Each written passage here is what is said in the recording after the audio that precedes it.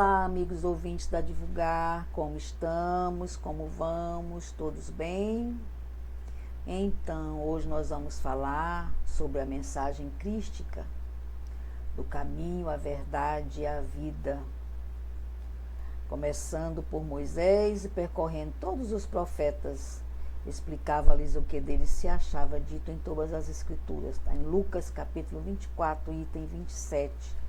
Essa reflexão está na revista Reformador, do ano fevereiro de 2017, as páginas 5, 6, 7 e 8. Ela é um pouco extensa, mas super vale a pena a gente colocar no ar para vocês, porque ela vai falar exatamente sobre o caminho, a verdade e a vida, que é a única maneira de chegarmos ao Cristo. Luiz Julião Ribeiro é o nosso autor de hoje. Então ele começa assim. O evangelista Mateus se esmerou nas citações de algumas revelações do Velho Testamento, com o escopo de demonstrar que a luminosa paisagem de Jesus Cristo de Jesus Cristo pela terra não havia sido obras do improviso, e muito menos do acaso, mas sim o fiel cumprimento de um planejamento superior de Deus, levado a efeito por Jesus, com a colaboração daqueles que participaram do mais importante evento planetário. Os intérpretes das Escrituras, no entanto, de acordo com a natural influência do limitado olhar humano, restrito aos elementos materiais, de observação, atribuíram essa atitude do referido evangelista o seu intuito de convencer apenas os judeus de que Jesus era de fato o Messias, cuja vinda não já tinha sido anunciada pelo profeta Moisés, alguns séculos antes, e por vários outros que sucederam na história, não vislumbrando que a mensagem do Cristo sempre teve como alvo a humanidade inteira. E João Evangelista também não descurou desse magno acontecimento, mas o tratou de modo próprio, sobre a mais elevada inspiração celeste, afirmando no prólogo do seu Evangelho que Jesus convivia com Deus e que tinha sido ele quem construíra o planeta Terra, assim como havia habitado entre nós, mas que o ser humano não reconheceu como criador da terra e o mensageiro da luz enviado pelo Pai. Gente, até hoje existem pessoas que não acreditam que Jesus esteve aqui entre nós. Até hoje. Tem gente que pensa isso, né?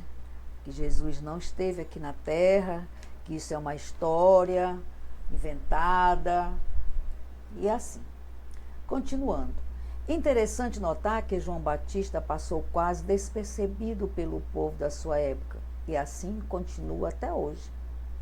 Justamente pela sua incontestável grandeza espiritual, pois encarregou-se ele próprio, na sua profunda lucidez espiritual e imensurável humildade, de deixar absolutamente clara a enorme distância evolutiva que havia entre ele e Jesus, quando afirma: eu batizo com água, mas no meio de vós está quem vós não conheceis. Esse é quem vem depois de mim, e eu não sou digno de lhe desatar a correia do calçado. João Batista, ele era de uma humildade tamanha, e ele é uma prova de que o bem não precisa de holofote. Para você fazer o bem, você não precisa de holofote. O mal precisa, né? Mas o bem não precisa. Tanto é que está aí, João Batista, quando a gente vai estudando o Evangelho segundo o Espiritismo, que a gente encontra um capítulo que tem um comentário dos Espíritos, que no final é o João Batista que comentou. Nossa, é maravilhoso. Você, quando começa a ler o comentário do Espírito, a gente já sabe lá embaixo que é o João Batista. Pela maneira como ele se coloca, com a maneira como ele se expressa, com a clareza que ele fala para a gente.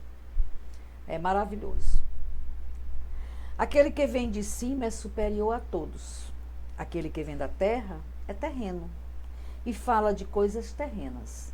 Aquele que vem do céu é superior a todos. Ele testemunha as coisas que viu e ouviu, mas ninguém recebe o seu testemunho. Aquele que recebe o seu testemunho confirma que Deus é verdadeiro. E observa-se também que Jesus, com a sua imensurável autoridade moral, não perde a oportunidade e endossa o testemunho de João Batista, porquanto nenhum outro ser terreno detinha a consciência necessária para fazê-lo. Revelando a grandeza de João Batista, conforme narrado em Mateus capítulo 11, versículo 11, em verdade vos digo, entre os filhos das mulheres não surgiu outro maior que João Batista. No entanto, o menor do reino dos céus é maior do que ele. É isso mesmo. E em outro momento, Jesus assevera ser o transmissor da mensagem crística, consoante a narrativa em João. Jesus respondeu-lhes: eu vô-lo digo, mas não credes.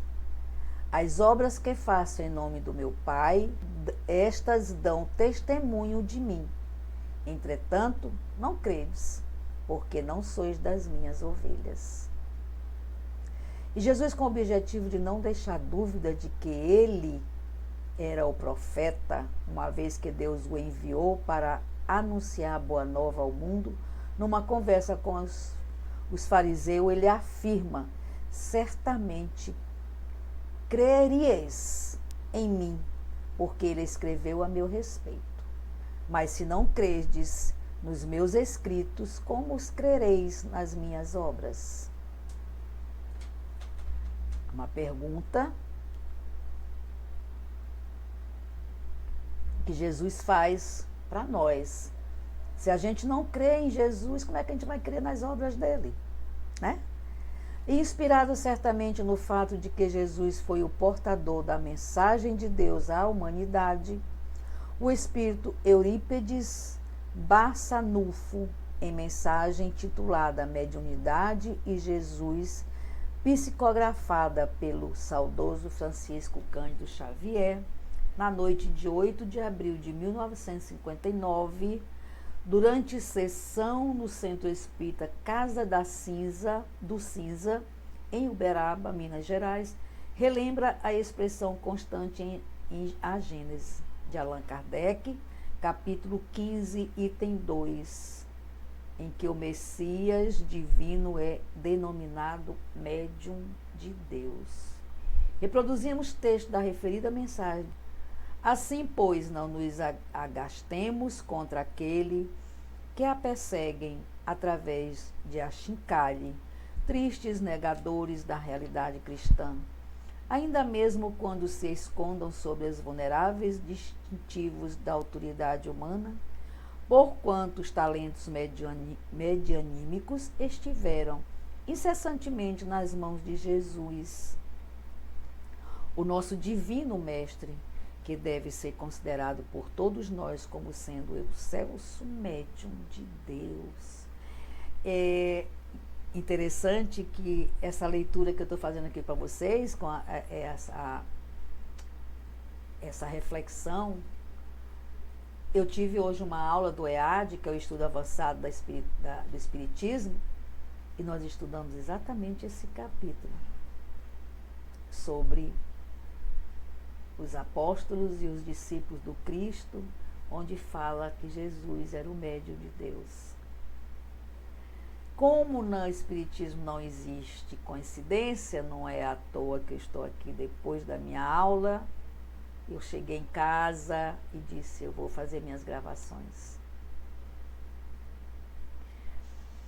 Allan Kardec, o codificador da doutrina espírita, não teve percepção diferente, posto que, ao elaborar o Evangelho segundo o Espiritismo, referindo-se ao ensino moral de Jesus, em sua introdução assevera que Para os homens, em particular, constitui aquele código uma regra de proceder que abrange todas as circunstâncias da vida privada e da vida pública. O princípio básico de todas as relações sociais que se fundam nas mais rigorosas justiça. E, finalmente, e acima de tudo, o roteiro infalível para a felicidade vindoura, o levantamento de uma ponta do véu que nos oculta a vida futura. Essa parte é a que será objeto exclusivo da obra.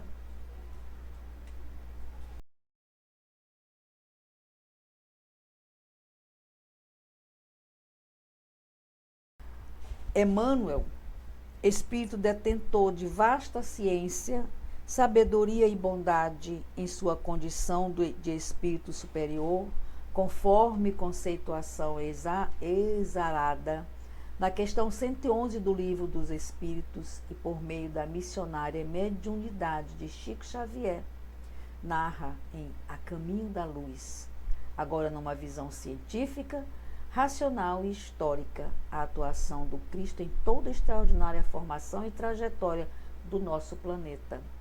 Durante os bilhões de anos de sua existência, a começar dos primeiros movimentos físicos que culminaram nas combinações químicas iniciais, ao posterior surgimento da vida orgânica como condição indispensável para manifestações do princípio inteligente, tudo em perfeita concordância com a inspirada narrativa de João Evangelista mencionada anteriormente. Nessa obra, Emmanuel nos revela a grandiosidade do Cristo e seu verdadeiro papel como missionário de Deus em todo o processo da elaboração, construção, manutenção e transformação do planeta aos seus superiores destinos, bem como na condução da humanidade, que aqui realiza seu caminhar evolutivo na direção do Pai. O certo é que esse universo existe, é captado pelos nossos sentidos, concebido pela nossa inteligência e racionalidade e internalizado pelos nossos sentimentos. Portanto, conclui-se que existe uma verdade que deu origem, governa e mantém tudo isso que nos cerca e compõe o infinito universo. Essa reflexão, ela é profunda, ela nos mostra realmente o caminho, a verdade e a vida, que é o Cristo, e que Ele esteve aqui conosco, e que João Batista o batizou, e que João Batista afirmou a sua presença aqui, com toda a sua humildade, com toda a sua sabedoria, e o Cristo não foi diferente.